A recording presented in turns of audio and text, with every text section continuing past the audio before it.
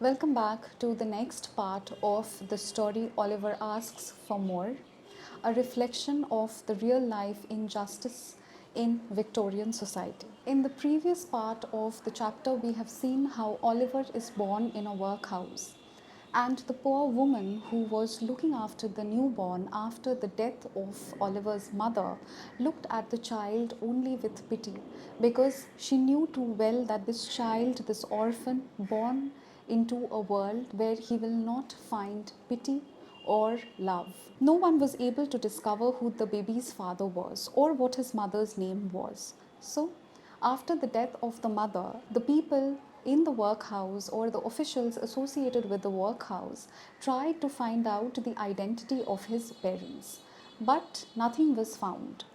Mr. Bumble, an important officer in the town, invented a name for the baby.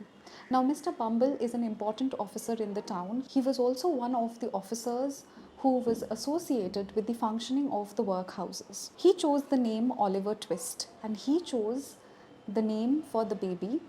He was known as Oliver Twist. The next part is important. We name the new babies here in order from A to Z. He explained when people asked. I named the last one Swabble, this one is Twist, the next one will be Unwin.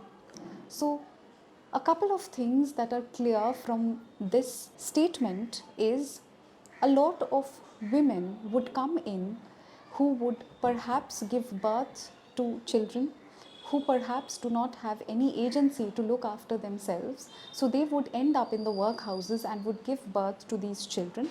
And there are quite a few, because the last one was Swabble.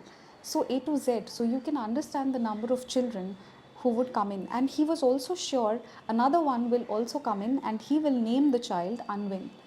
So we can understand what was the condition of the society. At the age of 9, Oliver was a pale, thin child. He and the other workhouse boys never had enough warm clothes or food. They were given only 3 meals of thin soup every day. On Sundays, they had a small piece of bread. So you all can understand how they suffered from starvation and extreme neglect. They did not even have proper warm clothes to cover themselves. They did not have enough food to sustain themselves. They were fed in a big hall. A large pot stood at one end of the room and the soup was served by the master. Each boy had one small bowl of soup and no more. So they were given only one small bowl of soup. They were not given any more. The bowls never needed washing because the boys cleaned them with their spoons until they shone. So he says, the author says, he points out the poignant condition of the children in the workhouses. He says that there was no need to clean the soup bowls because so little was there that the boys would clean and scrape the surface of the bowl to get even the last bit of soup out. One day, Oliver and his friends decided that one boy would walk up to the master after supper and ask for more soup. Oliver was chosen. So in a desperate attempt, the children decided that at least one of them should go up and ask for some more from the master. And Oliver was chosen. In the evening, the boys sat down at the tables. The master stood by the pot and the soup was served. It disappeared quickly. So the boys devoured the soup as soon as it was served. The boys whispered and made signs to Oliver. So Oliver will now have to gather all his courage and go up to the master to ask some more. He stood up from the table and went to the master with his bowl and spoon in his hands. Please, sir, he said, I want some more. So such was the desperation of the boys that they had to ask for more. So what happens next to Oliver?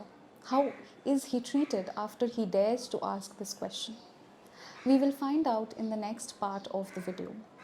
If you like my work, do not forget to like, share and subscribe to my channel. I will meet you all again in the next video.